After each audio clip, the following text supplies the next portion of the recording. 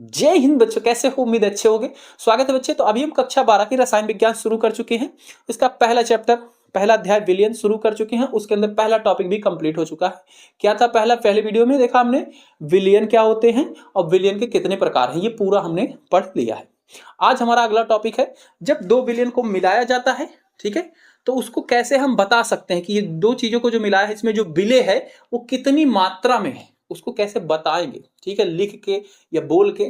तो उस चीज को बोला गया है सांद्रता। ठीक है, देखो बच्चे, इसका बहुत बढ़िया सा उदाहरण है। जैसे हमारे घर में बनता है, घर बनता है तो मसाला तैयार होता है ना। तो मिस्त्री आता है, वो बोलता है कि 1/5 का मसाला बना लो, 1/5 का मसाला बना लो। इसका क्या मतलब हुआ? 1 तसला सीमेंट ले लो और 5 तसला मोरंग को ले लो, ठीक है, और उसको मिक्स कर लो। ठीक है, तो ये हो गया 1/5। फिर बोलेगा, कभी कभी बोलेगा 1/3 का मसाला बना लो। ठीक है, 1/3 का, जब उसको 4 इंची की दीवार बनानी होती है, जो एक ईंटे होती है, उसमें बोलता है 1/3 का बना लो। और जब 9 इंची की बनानी होती है, 1/5 का, 1/6 का बनवा लेता है। ठीक है, तो 1/3 का क्या मतलब हुआ? 1 तसला सीमेंट लो, 3 तसला मोरंग ले लो, उसको मिक्स कर लो। ठीक है, तो इससे क्या हो रहा है बच्चे? हम जो विलयन बना रहे हैं उसकी सांद्रता को बता रहे हैं कि कौन सा कितना स्ट्रांग मसाला है। जो 1/3 का मसाला बहुत स्ट्रांग होगा, बहुत मजबूत होगा, और जो 1/5 का है वो थोड़ा वीक होगा उससे। ठीक है, तो ये क्या है? एक तरीके से सांद्रता ही बताई जा रही है। अब केमिस्ट्री में हम पढ़ रहे हैं भाई, यहाँ पे विलयन, तो यहाँ पे भी दो चीजों को मिलाया ही जा रहा है। तो यहाँ पे अलग पद है, मतलब पर वही है। ठीक है, मतलब वही है कि एक विलय को कितनी मात्रा में विलयन के अंदर मिलाया गया है, वही क्या है? सांद्रता। तो हमारा टॉपिक शुरू होता है आज का, सांद्रता। सांद्रता परिभाषा क्या बनेगी बच्चे? विलयन में उपस्थित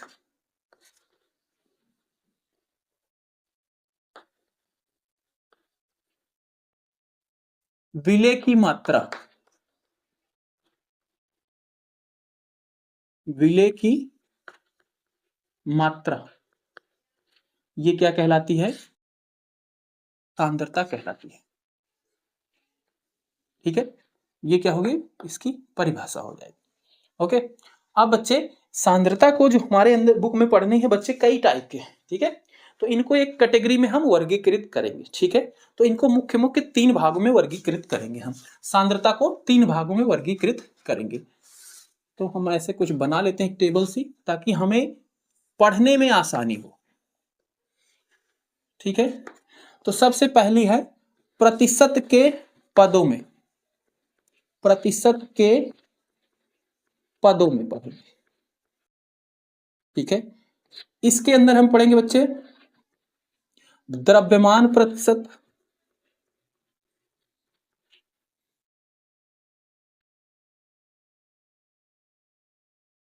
ठीक है, आयतन प्रतिशत,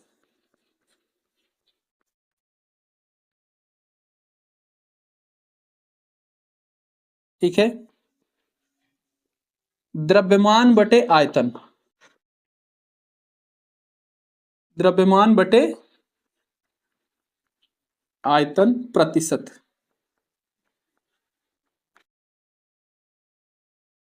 ठीक है, ये 3 हम पढ़ेंगे प्रतिशत के पदों में। ठीक है, इनमें देखो सब में प्रतिशत लगा हुआ है। ठीक है, ये वाला छोटा सा थोड़ा सा इधर ला लेते हैं। हाँ? दूसरा है बच्चे बच्चे भार बटे आयतन में, भार बटे आयतन में। ठीक है, इसके अंदर पढ़ेंगे हम मोलरता को, नॉर्मलता को और फॉर्मलता को। ठीक है, ये सारी बच्चे सांद्रता को परिभाषा बताने के तरीके हैं। ठीक है, और अगला है भार बटे भार प्रतिशत, भार बटे भार के रूप में। ठीक है, ये द्रव्यमान बटे द्रव्यमान में। इसके अंदर हम पढ़ेंगे बच्चा मोललता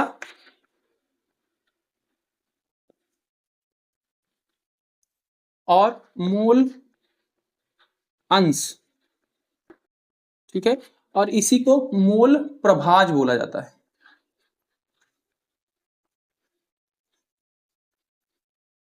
ठीक है, ये हैं बच्चे कुल हमें सांद्रता जितनी पढ़नी है।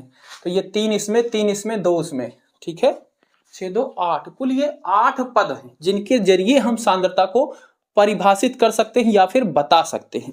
तो उम्मीद है इतना आपको समझ में आया और इसको आप नोट कर लीजिए बढ़िया से। उसके बाद फिर हम एक एक को पढ़ेंगे और फिर इनके न्यूमेरिकल करते चलेंगे। अब बच्चे याद रखना, इसमें जो है ये वाले ये इन पे बच्चे आपके एग्जाम में, बोर्ड एग्जाम में क्वेश्चन आता ही आता है, 100% गारंटी है, लिख के ले लो। और अभी ये हुआ है पेपर आपका पीछे 2025 का, इसमें देख लो इनमें से क्वेश्चन आया हुआ है, न्यूमेरिकल आता ही है, मोस्ट इंपॉर्टेंट टॉपिक है ये। और ये क्यों नहीं इंपॉर्टेंट है? ये इंपॉर्टेंट है, इनसे डायरेक्ट क्वेश्चन नहीं पूछा जाता, इनका प्रयोग इनके अंदर होता है। ठीक है, जो इनके क्वेश्चन दिए रहेंगे उसमें प्रतिशत के रूप में दी रहेंगी बातें, तो उसको आपको समझ के इनमें यूज करना है। ठीक है, अभी आगे हम पढ़ते हैं एक टॉपिक को, तो अच्छे से समझ में आएगा कैसे यूज हो रहा है। इतना आप स्क्रीनशॉट कर लो या फिर वीडियो को रोक लो और अपनी नोट कर लो। इसके बाद हमारा सबसे पहला क्या था? द्रव्यमान प्रतिशत। द्रव्यमान प्रतिशत, द्रव्यमान प्रतिशत को बच्चे भार बटा भार प्रतिशत भी बोलते हैं या फिर W बटा W प्रतिशत भी बोला जाता है। ठीक है, ठीक है, इसी को भार बटा भार प्रतिशत भी बोलते हैं या W बटा W लिख दे रहे हैं। ये क्यों लिख रहा हूं बच्चे? जब आपका न्यूमेरिकल दिया जाएगा तो उसमें लिखा रहेगा 20% भार से, तो भार का मतलब भार प्रतिशत की बात हो रही है। ठीक है, तो ये है, ये हमारा टॉपिक है। अब ये क्या होता है भाई? ये होता है बच्चे 100 ग्राम, ध्यान से सुनना, 100 ग्राम बिलियन में, 100 ग्राम बिलियन में उपस्थित विलेय के ग्राम की संख्या को क्या कहते हैं? द्रव्यमान प्रतिशत कहते हैं या भार प्रतिशत कहते हैं। क्या परिभाषा है? 100 ग्राम विलयन में उपस्थित, 100 ग्राम विलयन में उपस्थित विलेय के ग्राम की संख्या, विलेय के ग्राम की संख्या तो क्या कहते हैं? द्रव्यमान प्रतिशत।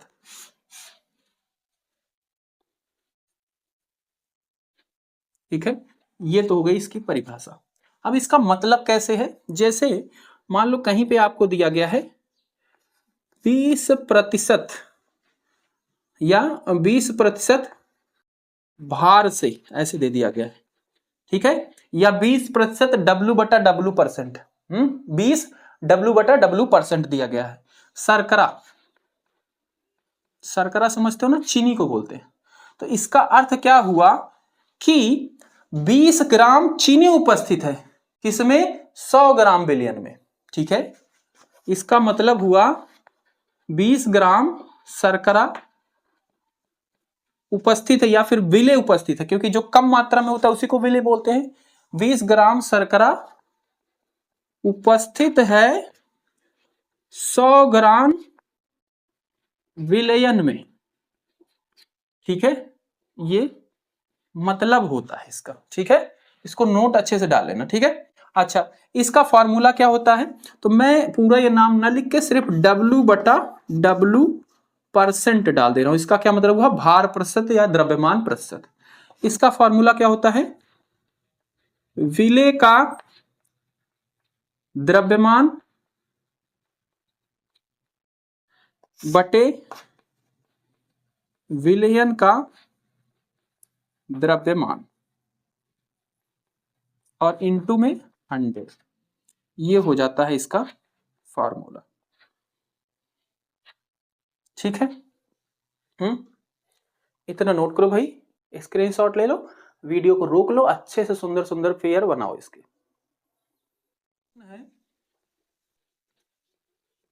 22 gram benzene, 122 gram carbon tetra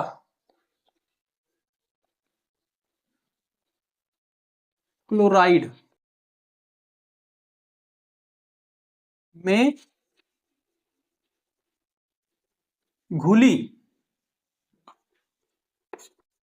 हो तो बेंजीन तथा कार्बन टेट्रा क्लोराइड का द्रव्यमान प्रतिशत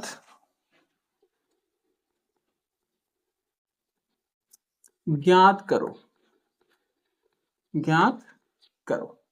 ये एक न्यूमेरिकल, ठीक है।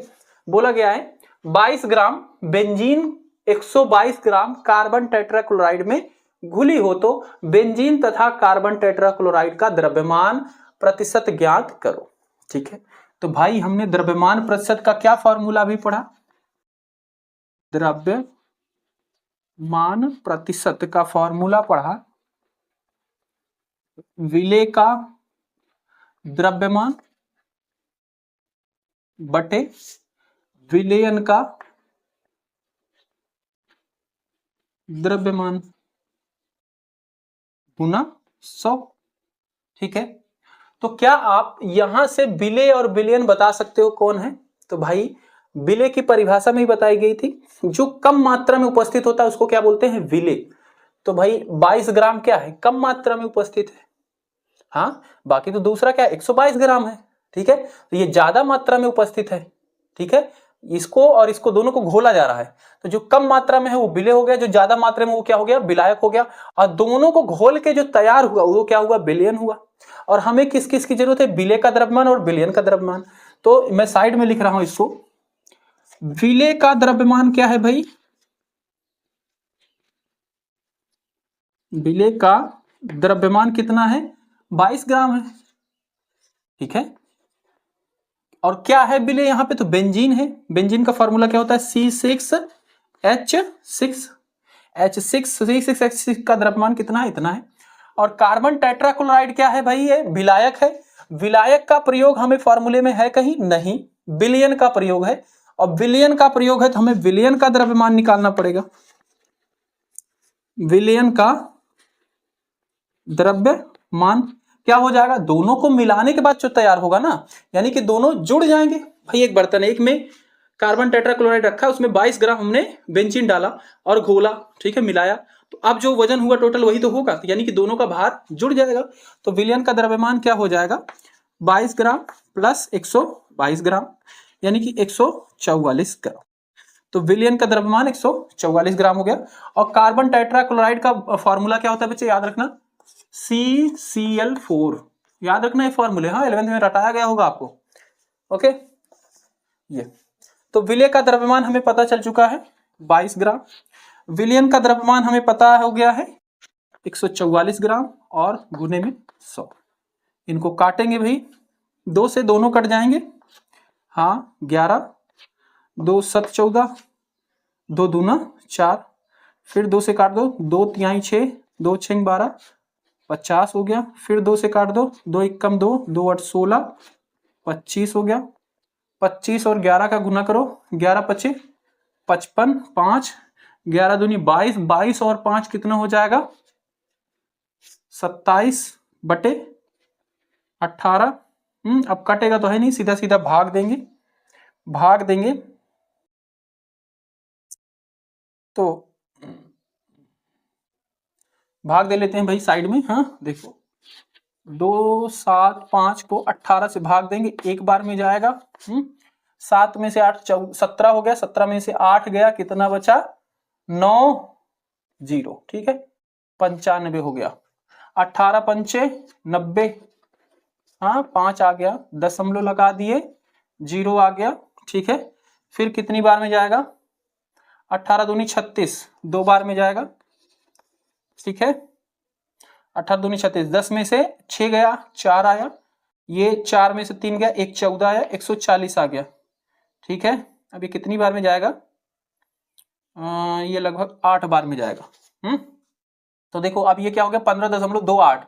इसको अगर राउंड ऑफ करें तो इसको जब ये कोई दशमलव के बाद संख्या जो होती है 5 से अगर बड़ी होती तो इसके पहले वाली संख्या को एक बढ़ा देते हैं ना, तो 8 ये 5 से बड़ी है तो इसको सीधा सीधा लिख सकते हैं 15.3% द्रव्यमान प्रतिशत। ये आ गया इसका फॉर्मूला। ये किसका आया है बच्चे? तो ये तो आया है बेंजीन का, क्योंकि बेंजीन को ऊपर रखे थे, ठीक है। तो ये बेंजीन का द्रव्यमान प्रतिशत है, पर इसमें दोनों का पूछा है, बेंजीन तथा कार्बन टेट्राक्लोराइड।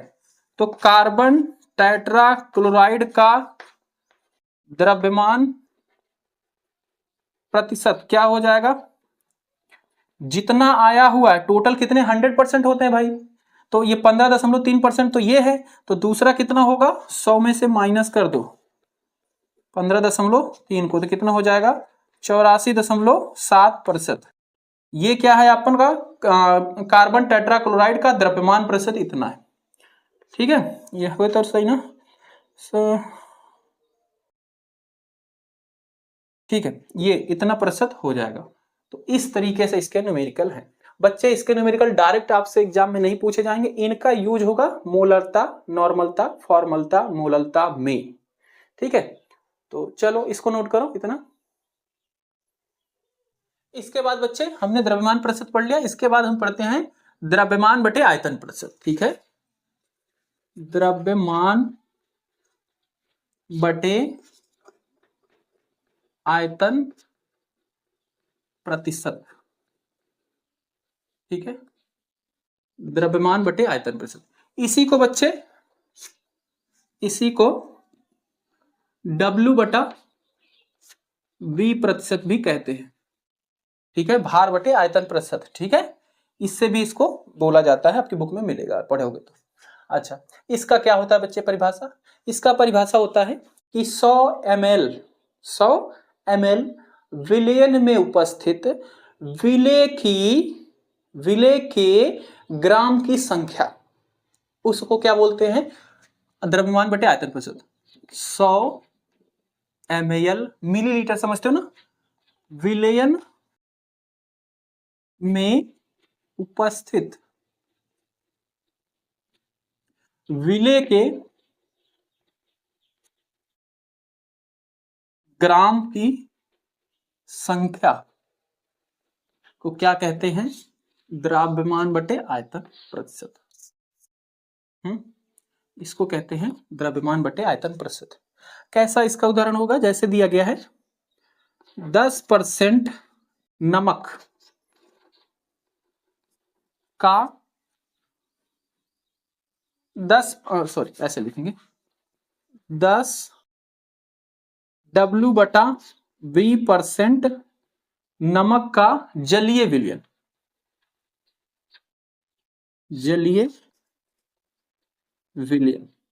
इसका क्या अर्थ हुआ भाई? कि 100 ml पानी में 10 ग्राम क्या है? नमक है, ठीक है। विलेय कितना है? विलेय की मात्रा है 10 ग्राम, और विलयन कितना है? 100 ग्राम, ठीक है। और विलायक कितना? 100 ml, ठीक है। और विलायक कितना हुआ भाई? विलायक जलीय विलयन है भाई, दूसरा चीज क्या मिलाया गया है? विलायक मिलाया गया है। तो भाई ये 10 ग्राम है, और दूसरा क्या है? जल है। तो कितना होगा वो भाई? जल की बच्चे सांद्रता होती है 1 ग्राम पर, वो 80 ml होगा, ठीक है। वो लगभग 80 ml होगा विलायक, 80 ml, ठीक है, क्योंकि यहां पे दोनों यूनिट अलग अलग है, ठीक है। तो इस तरीके से इनका मतलब है, और इनका यूज हम क्वेश्चन करने में। इसके बाद बच्चे आयतन बटा आयतन प्रतिशत,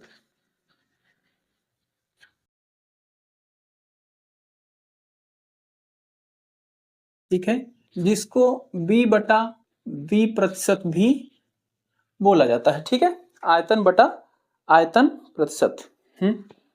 इसकी क्या होती है भाई परिभाषा? इसकी परिभाषा होती है 100 ml विलयन में उपस्थित विलेय के ml की संख्या, ठीक है, 100 ml विलयन में उपस्थित विलेय के ml की संख्या, ठीक है, क्या कहलाती है? आयतन बटे आयतन प्रतिशत या आयतन प्रतिशत कहलाती है, ठीक है। इसका क्या मतलब है भाई? जब कोई दो चीज लिक्विड लिक्विड हो, दोनों विलेय और विलायक क्या हो, द्रव रूप में हो, तो उनको मिलाया जा रहा है, तो उनका प्रतिशत निकाला जाता है। जैसे बोला गया है 25% 25 V बटा V प्रतिशत अल्कोहल, अल्कोहल का जलीय विलयन, अल्कोहल का जलीय विलयन, ठीक है। तो इसका क्या अर्थ हुआ कि पानी के अंदर जो अल्कोहल मिलाया गया है, ठीक है, वो कितना है? 25 ml है, यानी कि विलेय की मात्रा कितनी है? विलेय की मात्रा है 25 ml और विलयन की मात्रा कितनी है? विलयन की मात्रा है 100 ml और विलायक की मात्रा, विलायक की मात्रा कितनी है? 25। 100 में से 25 निकाल दो, 75 ml। और विलायक यहाँ पे क्या है? पानी है, क्योंकि बोला गया अल्कोहल का जलीय विलयन, मतलब अल्कोहल को पानी में मिलाया गया, तो विलायक क्या है? पानी, और विलेय क्या है? अल्कोहल है।